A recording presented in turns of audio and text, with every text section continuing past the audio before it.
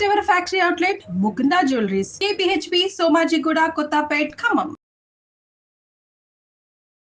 నమస్తే రమగారు. నమస్తే జయ. రమగారు, మనం ఖలీఫా స్టోరీస్ చెప్పుకునేవాళ్ళం. ఏదన్నా 1, 2, 3 భాగాలు ఉంటాయి. సరదాగా ఉంటాయి. అవును. హారూన్ అల్ రషీద్ రాజ్యం చేస్తున్నప్పుడు ఓ ఒక రత్నాల వ్యాపారి ఒక ఆయన ఉండేవాడట. చాలా ధనవంతుడు. ధనంతో తులతూగుతూ ఉండేవాడు. ఆయన ఎక్కడెక్కడెక్కడ నుంచో రత్నాలు, వజ్రాలు, ముత్యాలు, ఇంకా ఏమిటో అవన్నీ ఇది చేసుకుని పైనుంచి తెప్పించుకుని ఇక్కడ పెద్ద వ్యాపారం చేసేవాడు. చాలా గొప్ప పేరుండేది ఆయనకి. అయితే కాలక్రమాన ఆయన మరణించాడు. ఆయనకు ఒక కుమారుడు ఉన్నాడు, మహమ్మద్ అలీ వాడి పేరు. ఈ మహమ్మద్ అలీ మంచి బుద్ధిమంతుడు. తండ్రి వదిలిపెట్టిన వ్యాపారాన్ని ఎంత బాగానో చేసుకునేవాడు. చాలా శ్రద్ధగా బంగారు వ్యాపారం, బంగారపు మరి అవే కదా రత్నాలు, అవేంటే బంగారంలోనేగా తాపడాలు. అయితే ఇది ఒక రోజున తన కొట్లో కూర్చుని వ్యాపారం చూసుకుంటూ ఉండగా ఒక మహాద్భుత సౌందర్యవతి అయిన ఒక ఆవిడ ఓ 3-4 చిలకెత్తలు వేసుకుని వచ్చింది. వచ్చి పట్టెడలు ఉన్నాయా ఏమైనా ఇట్లా పెట్టుకునేవి, మనం ఇప్పుడేదో అంటారు చోకర్స్. ఈ చోకరు ఇక్కడే ఉండకుండా అది ఇట్లా కిందకు వచ్చేది అనమాట, పెద్దది, భారీది. భారీ చోకర్లు, అద్భుతమైన చోకర్లు చూపించమంటే వాడి దగ్గర 150 రకాలు ఉన్నాయట. అన్నీ చూపించాడు. అంటుంది ఆవిడ. ఏమి నచ్చట్లే. ఈ లోపల ఈయనకి అమ్మాయి ఆవిడ మీద చాలా మనసు అయిపోయింది. ఎంత బాగుందో, ఎంత హుందాగా ఉందో, అసలు ఆ వస్తువు నాణ్యం చూడడం ఎంత తెలివిగా ఉందో, ఇంకా ఏమిటో చాలా ఉన్నాయి అవన్నీ. అక్కడి నుంచి బాగా ఆలోచించి వీళ్ళ నాన్న ఏనాడో 1,00,000 పైన వరహాలు చెల్లించి కొన్నాడు ఒక పట్టెడ ఇలాంటిది. తన ఇంట్లోకి పెట్టుకున్నాడు. అది వ్యాపారానికి కాదు, కుటుంబపు సొమ్ము కింద అలా ఉంచుకుంటారుగా వ్యాపారస్తులు. పరిగెత్తుకుంటూ ఇంట్లోకి పరిగెత్తుకెళ్ళి లోపలికెళ్ళి ఆ తండ్రి 1,00,000 పైగా దినారాలు పెట్టి కొన్న పట్టెడని పట్టుకొచ్చాడు. పట్టుకొచ్చి చూపించేసరికి ఆవిడ ఎగిరి గంతేసింది. ఇదే నాకు కావాలి, ఎప్పటి నుంచో నా కళ్ళలో కూడా ఇదే కనపడుతుంది, నాకు ఇలాంటిదే, ఇదే కావాలని ఆ పట్టెడ తీసుకుంటానని రేటు అనేసరికల్లా ఇంకొంచెం తెగించి బాగా వద్దు అది రేటు ఏం కట్టకండి, మీకు నచ్చితే చాలు ఇచ్చేస్తానంటే ఆవిడ ఒప్పుకోలే. అసలు ఇది ఎప్పుడు కొన్నారు, ఎక్కడ కొన్నారు, ఇది ఎందుకు కొట్లో లేదు, ఇంట్లో ఎందుకుంది, అవన్నీ ప్రశ్నించి మీ నాన్న 1,00,000 పైన కొంటే దానికి 5% వడ్డీ వేసి ఇస్తాను నేను నీకు, కాకపోతే ఇప్పుడు నేను డబ్బులు తేలేదు కదా, నువ్వు మా ఇంటికి రా, నీకు డబ్బులు ఇస్తానంది. సరే వచ్చాడు ఆవిడతో పాటు. వస్తే ఆవిడ మంచి పెద్ద బ్రహ్మాండమైన మహలు ఆవిడది. బస్ లోపల నుంచి డబ్బులు తెప్పించబోయింది. ఇతను ఏమన్నాడు, కొంచెం బాగా తెగించి ఆ డబ్బు వద్దు, వస్తువు తీసుకో, నువ్వు నా దానివైతే చాలు అని అడిగాడు. అడిగేసరికి ఆవిడంది, నాకు మాత్రం నువ్వు నచ్చలేదనుకున్నావా, అసలు నీతో మాట్లాడడానికే మీ కొట్లోకి వచ్చాను, నేను ఎప్పటి నుంచో నిన్ను చూస్తున్నాను, కాకపోతే నాతో పెళ్ళంత సులువు కాదు, నేను ఖలీఫా దగ్గరుండే జాఫర్, ఖలీఫాకు మంత్రి మా ఒక వేత్రహస్తుడు ఉంటారు ఖలీఫా దగ్గర, మస్రూరు జాఫర్ అని మన అన్ని కథల్లో కనపడతారు వీళ్ళు. జాఫర్ చెల్లెల్ని నేను. అంత సులువు కాదనగా నేను కాళ్ళు చల్లబడిపోయినాయి. జాఫర్ చెల్లెల్ని పెళ్లి చేసుకోవడం అంటే మామూలా, ఆయనేమో ఖలీఫా పక్కనే ఉంటాడు, ఆ చెల్లెలంటే ఎంత టాప్ క్లాస్. అయితే వీళ్ళ చెల్లెళ్ళు అంటే ఏమిటంటే స్వయానా చెల్లెలు అవ్వక్కర్లా, తండ్రి గారి 4వ భార్య సంతానం కూడా కావచ్చు కదా. ఎక్కువ మంది రాణులు ఉండటం, భార్యలు ఉండటం వాళ్ళ సంప్రదాయం కదా. సరే ఈ అమ్మాయి ఏమంది, నేను పెద్దింటిదానైతే మాత్రం నాకు ఆ మాత్రం సాహసం లేదా, నువ్వు టెన్షన్ పడకు అని చెప్పి కాజీని పిలిచి అప్పటికప్పుడు పెళ్లి చేసేసుకుంది ఆయన్ని. అయ్యో, వాళ్ళ పెళ్ళి ఏముంది, అదేదో చదివితే అయిపోతుంది, సింపుల్ కదా. కాజీ వచ్చి అదేదో చదువుతారు, ఏమిటో మరి మంత్రాలు లాంటివే, వాళ్ళదేదో ఒక పాఠం ఉంటుంది, వివాహ పాఠం, అది చదివి కుబూల్ హై అంటారు అంతే. మన గంధర్వ వివాహం లాగానే, ఒక మాదిరి గాంధర్వం లాగా. గాంధర్వంలో మధ్యలో ఉండరు, ఇక్కడ మధ్యలో కాజీ ఖచ్చితంగా ఉండాలి. ఓకే, కాజీ లేని పెళ్లి చెల్లదమ్మా వాళ్ళకి. చాలా కరెక్ట్ పద్ధతి కదా అది. మరి థర్డ్ పర్సన్ ఉండాలి కదా ఖచ్చితంగా, డెఫినెట్ గా. పంప ముంచేయకుండా కాజీ గారు ఉంటారు, దాని మీద ఏదో కాగితం రాసే సంతకాలు ఉంటాయి. కాజీ లేకుండా ఎలాంటి పెళ్లి జరగదు అసలు. అయితే ఆయన వచ్చి మొత్తం బడాయించి చదివించి పెళ్లి చేసాడు. పెళ్లి చేస్తే ఇంకా ఇతను ఇంటికి వెళ్ళాల, ఆ కొట్లోకి వెళ్ళాల, హాయిగా పెళ్ళంతో పాటే ఉన్నాడు. ఆవిడ స్వర్గ సౌఖ్యాలు చూపించింది ఇతనికి. 1 రోజులు, 15 రోజుల పాటు ఉండిపోయాడు. ఈ లోపల బయటికి ప్రచారం అయింది, మంత్రి గారి చెల్లెలు పెళ్లి చేసేసుకుందో హోయ్ అని. అయితే ఏమైంది, ఒకనాడు ఈవిడ స్నానానికి వెళ్ళింది. వీళ్ళ స్నానాలు కొంచెం డిఫరెంట్ స్నానాలు కదా, కొంచెం వేడి నీళ్ళు, దాని ఏమంటారు ఆవిర్లు, మసాజులు, వ్యవహారాలు చాలా ఉన్నాయి. ఆవిడ స్నానశాలకు వెళ్ళాల. వాళ్ళ ఇంట్లోనే బ్రహ్మాండమైన స్నానశాల ఉంది. అదో 2-3 రోజువారీ చెయ్యరు కదా, నెలకో ఎప్పుడో చేస్తారు. ఈవిడ స్నానానికి వెళ్ళి స్నానంలో కూర్చుంది. ఇంతలో ఏమైంది, ఒక ముసలి దాసి ఈయనకి ఏం చెప్పింది, మహమ్మద్ అలీకి, మీరే కదా జాఫర్ గారి బావమరిది, జుబేదా రాణి అంటే ఖలీఫా గారి భార్య రాణి జుబేదా మిమ్మల్ని చూడాలని కబురు చేసింది, రండి అంతే అనేసరికి అర్థం కాదు. ఇప్పుడు వెళ్ళాలా వద్దా? భార్య ఏమో స్నానంలో ఉంది, ఆవిడ ఇప్పట్లో రాదు. చెప్పకుండా వెళ్తే ఏమంటుందో. ఇప్పటిదాకా ఒక్కనాడు కూడా ఆమెను విడిచి వెళ్ళాల ఈ నెల 15 రోజుల్లో. పెళ్ళైన నెల 15 రోజులైతే అతను గుమ్మందికి వెళ్ళాలా, ఇంటికి వెళ్ళాలా ఇంకా. అది ఆవిడ ఇప్పుడు స్నానానికి వెళ్ళింది. బాగా ఆలోచించి రాణిగారి దగ్గరికి వెళ్ళానంటే ఎందుకు కాదంటుంది, వాళ్ళ అన్నయ్య ఏమో ఓ పక్కన మంత్రాయను అని ఆలోచించుకుని ఆవిడ స్నానంలో ఉందిలేని ఈయన వెళ్ళిపోయాడు. ఆ వెళ్ళంగానే ఆ జుబేదా గారు ఈయన చూసి, బాగా రారా కూర్చొని, మా మంత్రి తన చెల్లెలు ఎవరినో పెళ్లి చేసుకుందంటే ఎవరినో అనుకున్నాను, అబ్బో ఎంతో బాగున్నావు, నువ్వు ఏం వ్యాపారం చేస్తావు, నీకు అదే ఇదే, మీ అమ్మాయి ఏమిటి, నాన్న ఏమిటి, సంగతి ఏమిటి, సందర్భం ఏంటి, 2 గంటలు కనుక్కుని ఏదో కాస్త ద్రాక్ష రసవం కూడా ఇచ్చి వెళ్ళరా చాలా మంచిదని పంపేసింది. కాకపోతే మహమ్మద్ అలీకి తెలియని సంగతి ఏంటంటే, జుబేదా గారికిను ఈ మన అందగత్తెకి అస్సలు పడదు జాఫర్ చెల్లెలకి. వాళ్ళు చాలా సందర్భాల్లో పోట్లాడుకున్నారు. ఓహో. ఈవిడికి ఈ అమ్మాయికి తన భార్యకి ఆడి మొహం గిట్టదు, మంత్రి గారి చెల్లెలకి రాణిగారి మొహమే గిట్టదు, రమ్మంటే నేరాని పొమ్మంటుంది. ఎప్పుడైతే ఈవిడ స్నానం చేసి బయటకు వచ్చిందో ఈయన చక్కగా అత్తరు అది పూయించుకుని అంతఃపురంలో వచ్చాడు. వచ్చేసరికి హాత్ తేరిక, నువ్వు జుబేదాని చూడడానికి వెళ్తావా, నేను ఇంపార్టెంటా నీకు, జుబేదా ఇంపార్టెంటా, ఇంత ద్రోహం చేస్తావా, నాకు ఆవిడికి పడదని తెలిసి దాన్ని చూడడానికి ఎలా వెళ్ళావు నువ్వు ఓకే అని చెప్పి కేకలు పెట్టింది, కొట్టింది, పీకింది, లాగింది. ఇంకా మామూలుగా చేయలే. ఇదంతా చేసి అక్కడి నుంచి ఒకడు ఉంటాడు, వీడికి మంచి బ్రహ్మాండమైన కత్తి పుచ్చుకుని వాకిట్లో ఉండేవాడు, వాడిని పెద్ద కేకలు పెట్టింది. వాడిని వీడి ప్రేమ ద్రోహి నరికి చంపేమంది. వాడు కత్తి పుచ్చుకొచ్చేసి, అయ్యో రామా, కత్తి పుచ్చుకొచ్చేసాడు. వచ్చేసేసరికి ఆ ఇంట్లో ఉన్న దాసదాసి గణం అంతా కాళ్ళ వెళ్ళబడ్డారు ఈవిడ్ని. మా అమ్మ మా తల్లి వదిలేసి, అంత పెద్ద తప్పు కాదు, కొంచెమే తప్పు, చంపేయద్దు, కావాలంటే 2 దెబ్బలు కొట్టు కొట్టు కొట్టించు, కానీ చంపకూడదు, చంపేంత ద్రోహం చేయలే, తెలియక చేశాడు. నీకు రాణిగారికి పడదనే నువ్వేనాడు సందర్భంలో చెప్పాల. ఇతను వ్యాపారం చేసుకునే కుర్రాడు, మీ రాణిగారి సంగతులు నీ సంగతులు అతనికి ఎట్లా తెలుస్తాయి, ఏదో బంగారం రత్నాలు వజ్రాలు అంటే తెలుస్తాయి. ఒట్టి పుణ్యానికి భర్తను చంపేస్తావా అమ్మా అని బతిమలాడి చచ్చారు వాళ్ళంతా, దాసీలు పనివాళ్ళు. వీడు చాలా మంచివాడు. దాంతో వాళ్ళందరూ కాళ్ళ వెళ్ళ పడితే ఆవిడ ఏం చేసింది, చింతబరికతోటి చిత కొట్టించి యథాశక్తి తను కూడా కొట్టి, ద్రోహి వీడు, నాకు ఎవరంటే ఇష్టం లేదో వాళ్ళ దగ్గరికి వెళ్ళి అత్తరు పోయించుకుని ద్రాక్షారసం తాగొచ్చాడు. ఇంతే, ప్రేమ ద్రోహి వాడు. కొట్టి వీధిలో బారేయించి, నీకు నాకు చెల్లి అయిపోయింది ఒక నెలలోనే. నెల 15 రోజులకి చెల్లని రోడ్డు మీద బారేసింది.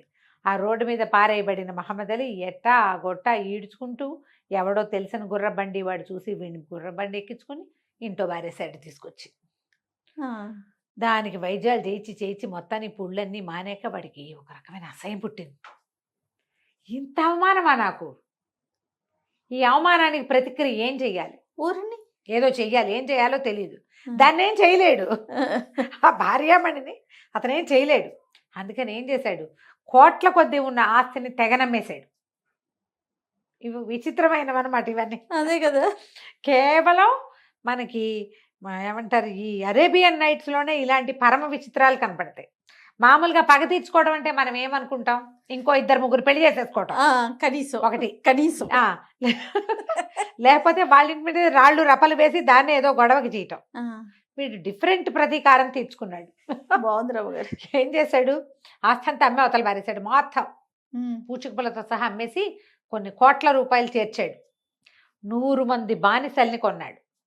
ఈ బానిసల్లో ఖలీఫాలాగా దగ్గర ఉండేటువంటి జాఫర్ లాగా ఉండేవాడిని ఒకడిని, వేత్రహస్తుడు అంటే కర్రపుచ్చుకుని ఖలీఫా వచ్చారు హోయ్ అని చెప్పే మస్రూరు, పరమ ప్రాణం ఆయనకి ఖలీఫాకి, ఆ మస్రూర్ లాగా ఉండేవాడిని ఒకడిని, 2 ప్రత్యేక బానిసల్ని పెట్టుకున్నాడు.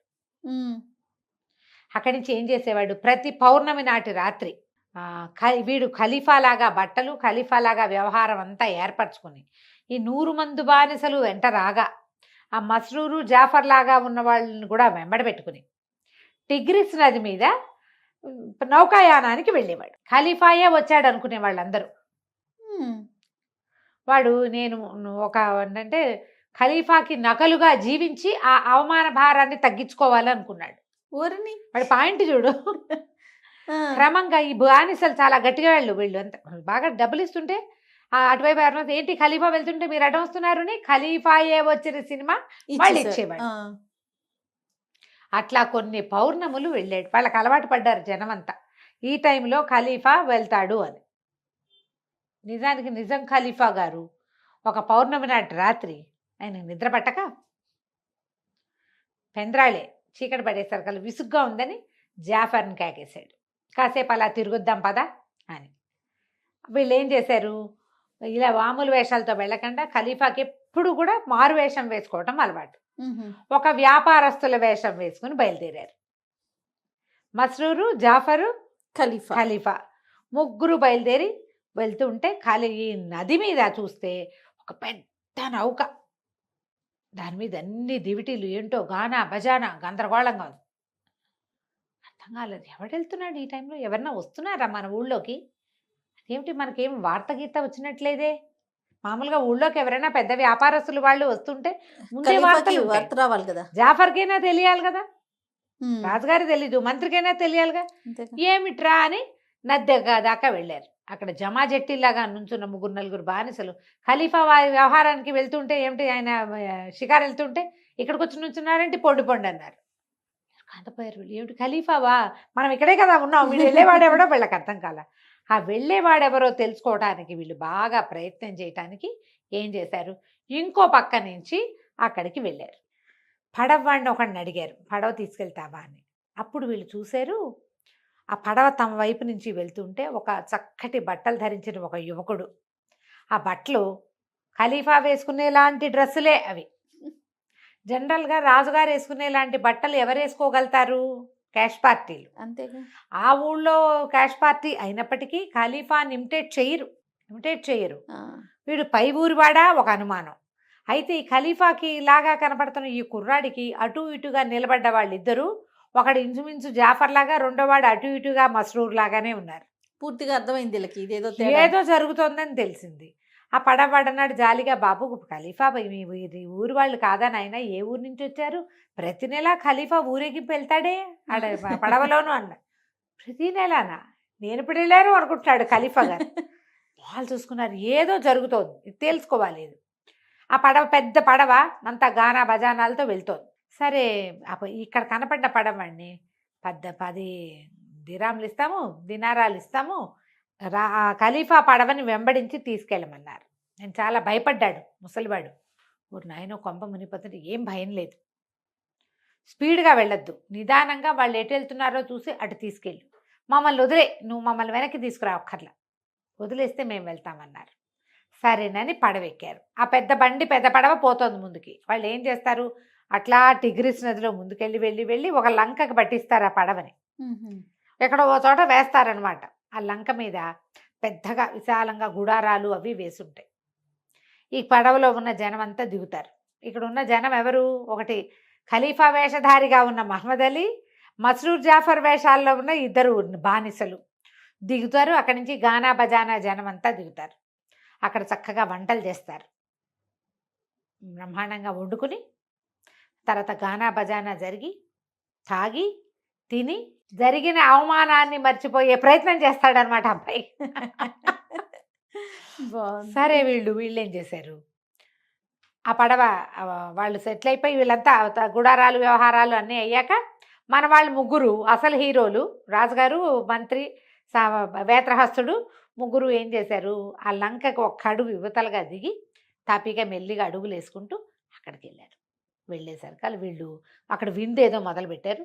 విందులోకి వెళ్ళిపోదాం అనుకునేసరికి అక్కడ జమాజట్టీలాగా ఉన్న బానిసలు వాళ్ళు అటెంటివ్గా ఉన్నారు. ఎవరైనా వస్తే పట్టేసేందుకు సిద్ధంగా పట్టేసుకున్నారు. అత్తేరి మీరు ఇట్లా ఖలీఫా విందులోకి రాదలుచుకుంటారా, ఎవరు మీరు ఏమిటైనా కేకలు పెట్టేసరికి వీళ్ళేమన్నారు, వ్యాపారస్తులము, ఇక్కడ ఖలీఫా గొప్ప విందిస్తారని తెలిసి ఆ విందులో మేము కూడా భాగస్వాములు అవ్వడానికి వచ్చాం, ఆయనతో కలిసి విందు ఆరగించడానికి వచ్చామంటే వీళ్ళకి సహపంక్తి భోజనం పెట్టడం అనేది ఒక ఫ్యాన్సీగా ఉంటుంది. ఒకే పాత్రలోంచి తీసుకుని తినే విధానం కూడా కనపడుతుంది జయ. ఎవరో ఒకళ్ళు ఉండాలి తమతో పాటు భోజనానికి. పై ఊరి వ్యాపారస్తులకి భోజనం పెట్టే తినటం వ్రతంగా కూడా మనకి అరేబియన్ నైట్స్లో కనపడుతుంది. రోజు ఒక కొత్త వ్యక్తితో భోజనం చేయాలి. ఆ ఊళ్ళోకి వచ్చిన వ్యక్తులు లాక్కుపోతారు వాళ్ళ ఇంటికి. ఇలాంటి వ్రతాలున్న రాజుల కథలు కూడా మనం చూస్తాం. అవును, బ్రాహ్మణుల కథలు, రాజుల కథలు మనకి పాత కథల్లో కనపడతాయి. సరే, ఏదో కోలాహలంగా ఉండేసరికల్లా ఏమిటని ఆయన కేకలు పెట్టాడు మహమ్మద్ అలీ. ఎవరో విందులోకి వస్తామంటున్నారు వ్యాపారస్తులంటే, రండి రండి, ఏం పర్వాలేదు రమ్మన్నాడు. వీళ్ళు ముగ్గురు లోపలికి వెళ్ళారు. చూస్తే ఎంత ఘనమైన భోజనము, ఎంత అద్భుతంగా వేశారో. గుడారము, డబ్బులు, కాసులు కురిసిపోతున్నాయి అక్కడ. ఈ మహమ్మద్ అలీ లక్షణంగా ఉన్నాడు. వాడి బట్టలు ఎంత బాగున్నాయో, కిందేసిన బాలీసులు కూడా పట్టువి, ఎక్కడా కాంప్రమైజ్ కావటల్లా.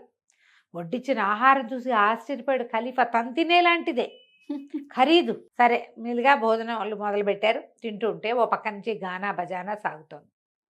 ఒక అమ్మాయి ఎవరో పరమాద్భుతమైన విరహ కీర్తనలు పాడింది. వింటూ వింటూ ఆనందంతో తన్మయుడైపోయిన మహమ్మద్ అలీ లేచి నిలబడి బట్టలు చించేసుకున్నాడు. అయ్యో రామ, విషాదంలో, దుఃఖంలో చేస్తారు కదా. బట్టలు చించు, అంత ఖరీదైన బట్టలట చింపేస్తుంటే ఆశ్చర్యపోయారు వీళ్ళు. అయితే ఈ చింపేసే క్రమంలో వాడి వీపు మీద ఉన్న వాతలు చింతపరికి పెట్టి కొట్టించింది కదా, వీపు మీద వాతలన్నీ కనపడ్డాయి. వీళ్ళు ముగ్గురు మాట్లాడుకుంటున్నారు, ఏదో ఉంది రహస్యం. వీడు ఇంత ఖరీదైన గుడ్డలు వేసుకుని ఆ గుడ్డని బదబదాలుగా చింపేయగలిగిన వాడు ఒంటి మీద, ఇవేం వాతలు ఉంటామేంటి? వీడికి ఏదో చేదు అనుభవం ఉంది గ్యారంటీగా. ఏం జరిగి వీడు ఇలాంటి వ్యవహారంలోకి దిగాడు అనేది మనం మాట్లాడుకోవాలని వీళ్ళు మాట్లాడుకుంటుంటే ఖలీఫా మహమ్మద్ అలీ అన్నాడు, మీరు ఇట్లా స్నేహితులారా భోజనానికి వచ్చి మీరు మాట్లాడుకోకూడదు, ఏదైనా నాతో మాట్లాడాలి అనగానే ఖలీఫా గారు కొంచెం జోరుగానే అడిగాడు, కాదు స్నేహితుడా, నువ్వు ఇంత అత్యద్భుతమైన విండిచ్చావు, ఇంత బ్రహ్మాండమైన గానా బజానా సాగుతోంది, నువ్వు పోసిన సారాయి కూడా ఖలీఫా లెవెల్కి తగ్గకుండా ఉంది, నీ వస్త్రాలు అంతకంటే అమోఘంగా ఉన్నాయి, నువ్వు చింపేసుకోవడం మరీ విచిత్రంగా ఉంది, చింపేసుకుని నీ బట్టల వెనకాల ఉన్నటువంటి వాతలను చూస్తే ఆశ్చర్యంగా ఉంది, ఏదో చేదనుభవం నీకు లభించే ఉంటుందని మేము నమ్ముతున్నాం, అదే మేము మాట్లాడుకుంటున్నాం అనగానే విషాదంగా నవ్వాడు మహమ్మద్ అలీ. నా సంగతి చెప్పుకోవాలి, ఎవరికైనా చెప్పుకోవాల్సిన కథే నాది అని గానా బజానా ఆపిచ్చేశాడు.